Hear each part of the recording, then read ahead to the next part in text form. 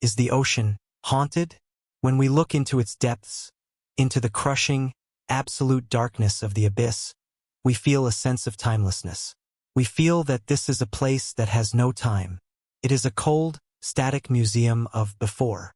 The creatures we find there seem to confirm it. We see the coelacanth, a fish pulled from the water in 1938 that was thought to have died with the dinosaurs. We see the goblin shark, a grotesque, pink-fleshed phantom with a slingshot jaw that seems to belong to no known century. We see the horseshoe crab, whose ancestors were crawling on ancient beaches 450 million years ago, long before the first trees even grew. These living fossils whisper a comforting lie, that the ocean does not change, that what was is and always will be. But it is a lie. The coelacanth is not a fossil. It is a survivor. It is a masterpiece of good enough. A creature so perfectly adapted to its deep, stable niche that it hasn't needed to change. But the rest of the ocean is a war zone of adaptation. It is a churning, relentless engine of creation and destruction. Evolution, we are told, is a slow process. And it is. But slow is relative. On a geological timescale, 1,000,000 years is a blink. 10 million is a long weekend. Evolution is not an architect with a blueprint, carefully designing a new animal.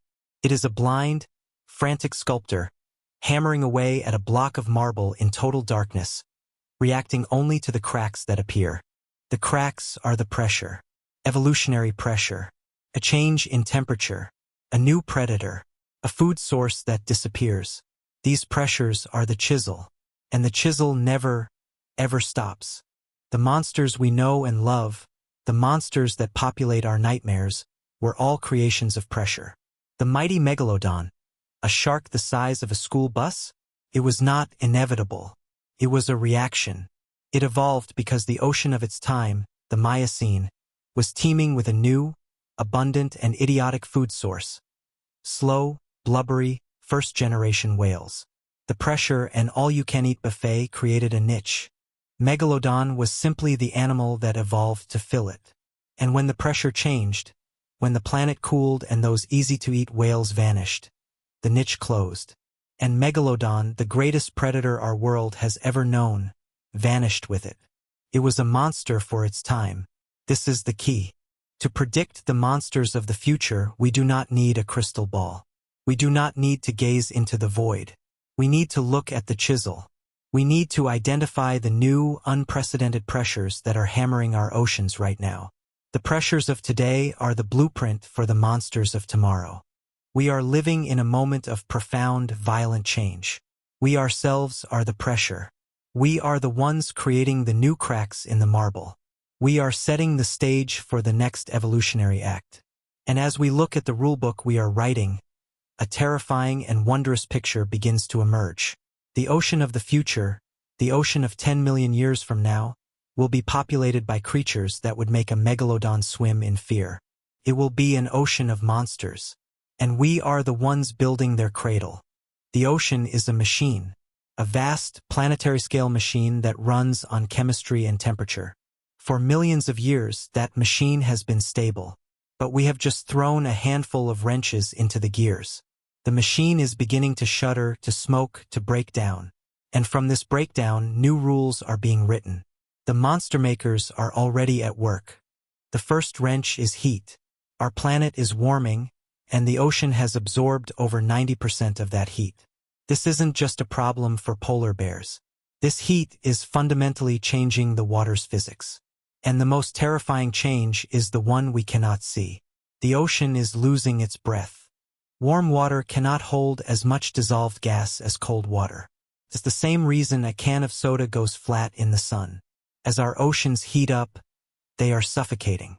Vast stretches of the sea, some the size of entire continents, are becoming ocean dead zones. But dead is the wrong word. They are not dead. They are just different. They are low oxygen. This is a profound evolutionary pressure. For an active, hot-bodied predator like a great white shark or a bluefin tuna, this is a nightmare. Their high-performance bodies demand oxygen. To them, swimming into one of these zones is like a human being trying to run a marathon at the top of Mount Everest. They cannot function. They must flee or they will die. But for a creature with a low, slow metabolism, for a creature that doesn't run but drifts, for a creature like a jellyfish, a low-oxygen world is not a barrier. It is a refuge. It is a kingdom where their predators cannot follow. The first new rule is written: the fast are punished, and the slow are rewarded. The second wrench is chemistry. It is the other carbon dioxide problem. The ocean is not just a heat sink. It is a carbon sink.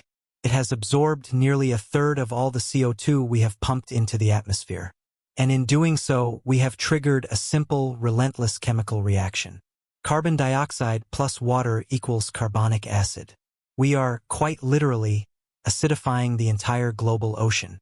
This is a catastrophe for one very specific type of life: any creature that builds a shell. Imagine trying to build a house of cards in a wind tunnel. That is the new reality for corals, for crabs, for clams, for oysters. It is the reality for the most important creatures on Earth you've never heard of, the pteropods and coccolithophores. These are tiny, microscopic plankton that form the absolute base of the ocean's food web. And they all build tiny, intricate shells out of calcium carbonate. In a more acidic ocean, their shells are dissolving as they are trying to build them. It is the osteoporosis of the sea. This is not a slow, gentle pressure. This is a catastrophic failure at the foundation of the old ocean economy.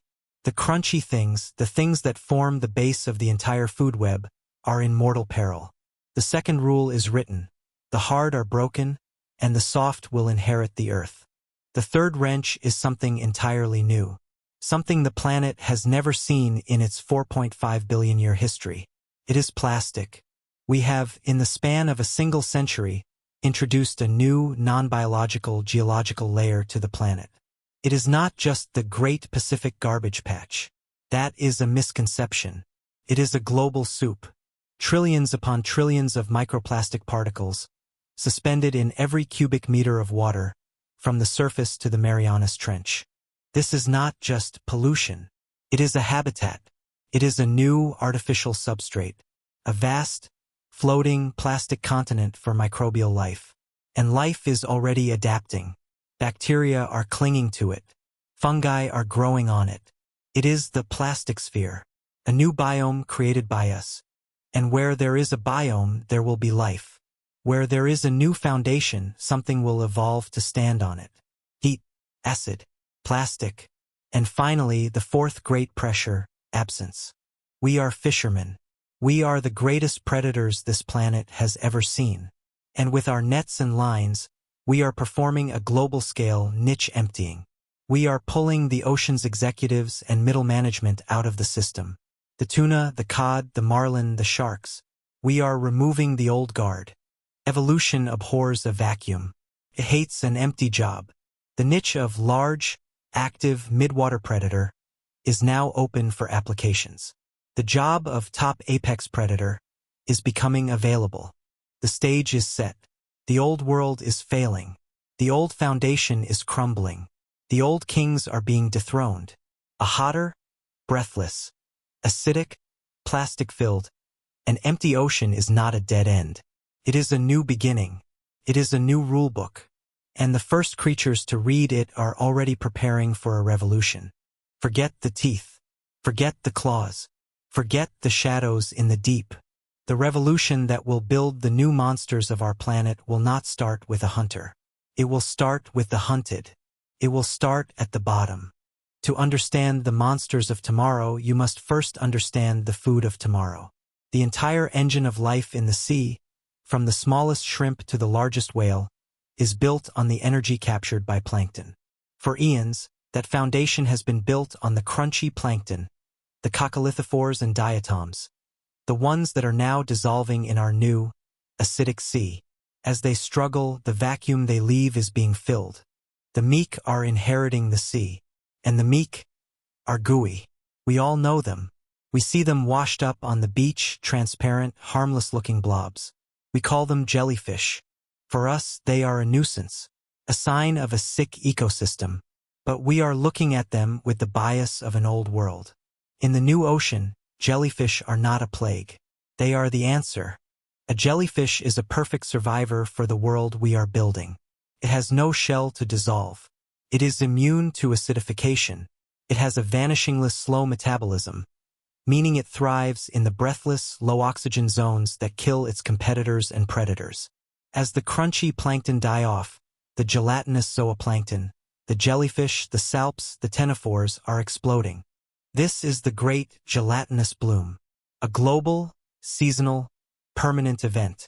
The base of the food web is fundamentally shifting from a crunchy system to a gooey one. The ocean's primary crop is no longer the nutritious, energy-rich krill and copepods.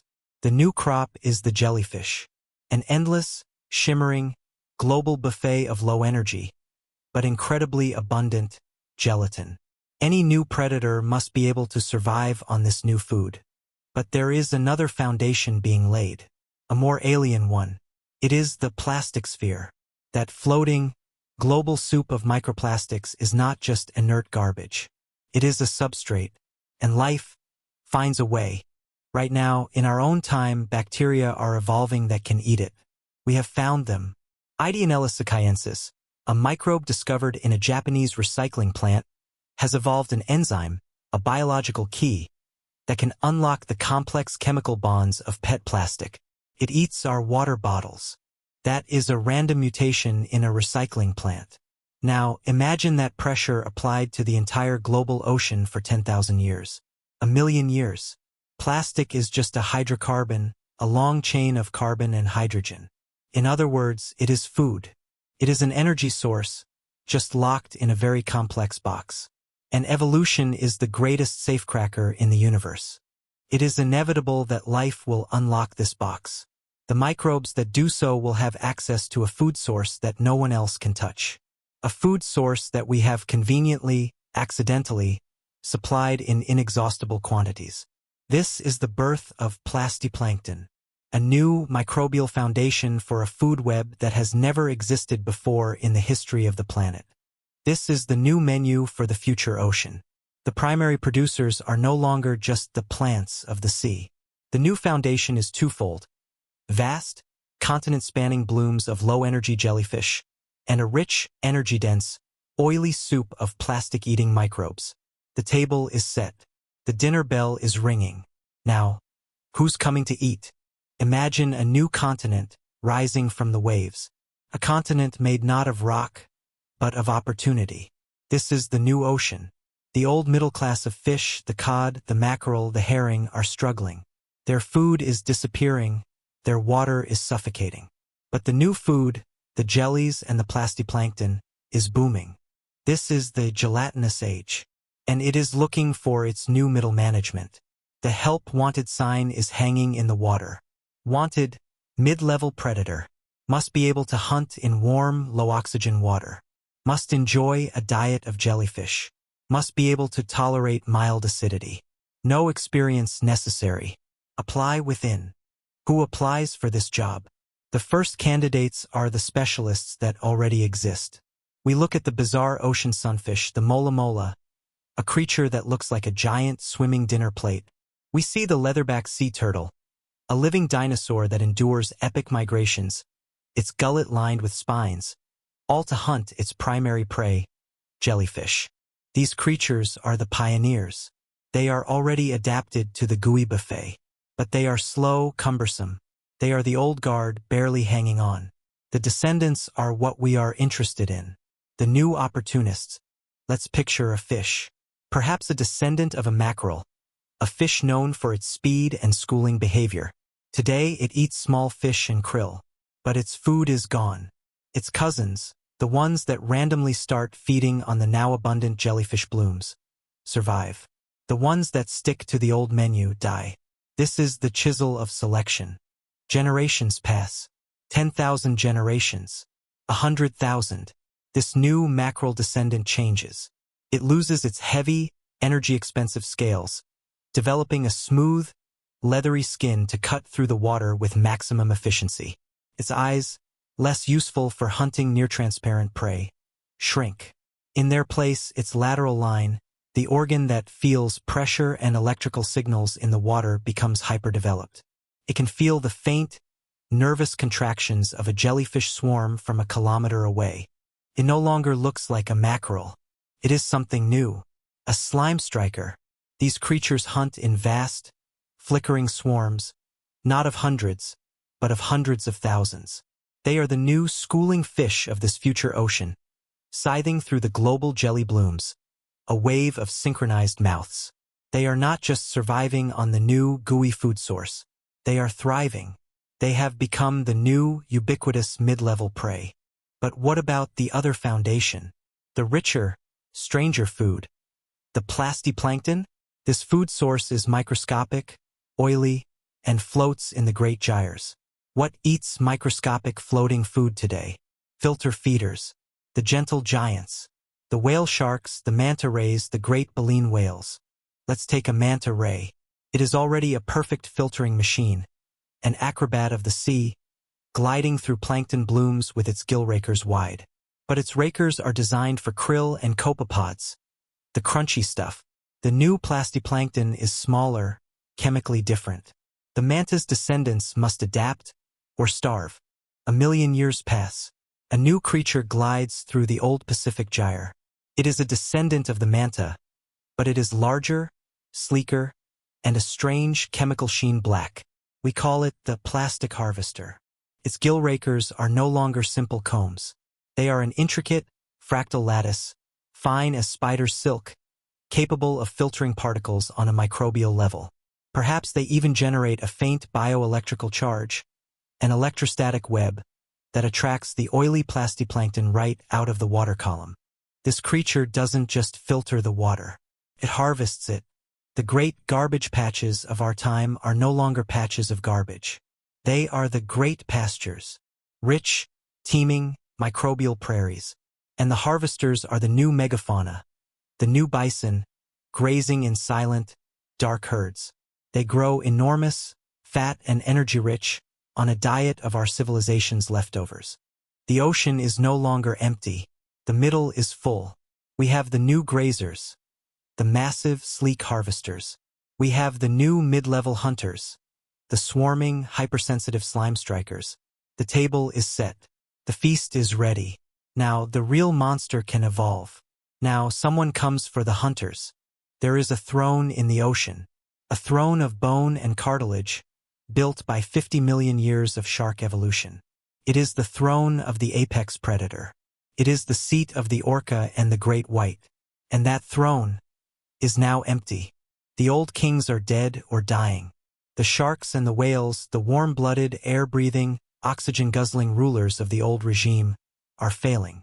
The water is too hot, too breathless, too acidic. Their kingdom is crumbling. But the throne will not remain empty.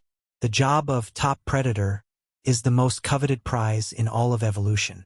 And the competition to claim it is fierce. The candidates are lining up. And the one most likely to win is not a fish. It is not a reptile. It is not a mammal. It is a mind. We should have seen it coming. We know them as the most alien intelligence on our own planet. They are masters of camouflage, capable of solving complex puzzles. They are a distributed intelligence, with a brain that flows down into their very arms. They are the cephalopods, the octopus, the cuttlefish, and their most terrifying cousin, the squid. They are the perfect inheritors of the new ocean. They are, in every way, built for the world we are building. First, and most importantly, they are immune to the great osteoporosis of the sea. They have no bones. They have no calcium carbonate shells. They are built of protein and muscle. The acidic water that dissolves the shells of their rivals and their rivals' food does not touch them. Second, they are masters of the low-oxygen world. They have a different kind of blood. Instead of iron-based hemoglobin, they use copper-based hemocyanin. It's less efficient in cold, oxygen-rich water, which is why fish have dominated them. Until now. But in the new, warm, breathless ocean, their metabolic system is a winning hand. Third, they are intelligent. Not fish intelligent. Not even dolphin intelligent. They are alien intelligent. An octopus can learn by watching. A cuttlefish can pass the marshmallow test, delaying gratification for a better reward. This is an intelligence that can problem solve, adapt, and learn within a single generation. And that is their trump card, their final winning move, their generation time. A great white shark may take 15 years to mature. An orca even longer. Their evolutionary dice rolls are slow, measured, one every decade or two. A squid? A squid lives for 1, maybe 2 years. Breeds, lays its eggs, and dies. Its entire evolutionary cycle is 12 to 24 months. They are adapting 10, 20, 50 times faster than any vertebrate in the sea. They are seeing the new pressures and their DNA is responding, testing new solutions, new body plans, new strategies in an evolutionary blink. So, let us build the new king. We start with a creature like the Humboldt squid, the red devil, already large, aggressive, and known to hunt in terrifying, coordinated packs. They are cannibals, geniuses, and killers. Their only limitations are their short lives and the large predators, like sperm whales and sharks, that hunt them. Now remove those predators. Give them the new, abundant food source of slime strikers. Give them 10 million years. The super squid is born. Their short lifespan is no longer a weakness. It's a strength. Their intelligence, no longer just for hunting, becomes social. They are not just a pack. They are a squad. They communicate not with sound, which is clumsy, but with light. Their skin, their chromatophores are no longer just for camouflage. They are a high-speed, encrypted language. Rippling, hypnotic patterns of light that signal intent, strategy, and a call to attack. They are 8 feet long, built of pure muscle, and hunt in silent, coordinated, light-flashing packs of 30 or 40. They are smart enough to outwit the swarming slime strikers and large enough as a group to isolate and kill the colossal 10-ton plastic harvester. They are the new orca, a silent, thinking, flashing nightmare. They have claimed the throne. Or have they? Evolution loves competition. The vertebrates will not go down without a fight. Not all of them. In the deep, cold, dark water, the ancestors of the Greenland shark, the masters of the slow and steady, have survived. They are already adapted to low-energy, low-light worlds. As their deep-water home warms and the new food web of gelatinivores descends, they adapt. But they cannot compete with the super squid's speed and intelligence. So they compete with the only thing they have left: defense and chemistry. Let's look at the humble hagfish, the slime eel. When threatened, it releases a cloud of protein-based slime that clogs the gills of a predator, suffocating it in seconds. Now let's imagine a hybrid of concepts, a descendant of a deep-sea shark that incorporates this defense and turns it into a weapon. We call it the acid shark, or the slime shark. It is a slow, 40-foot-long ambush predator. It does not chase its prey, traps it. Its skin, constantly weeping a thick mucus to protect it from the acidic water, has become a weapon. When it senses a swarm of slime strikers above, it releases a vast, expanding cloud of hypercorrosive, gill-clogging acid slime. It is a living minefield. The strikers, blinded and suffocating, are incapacitated.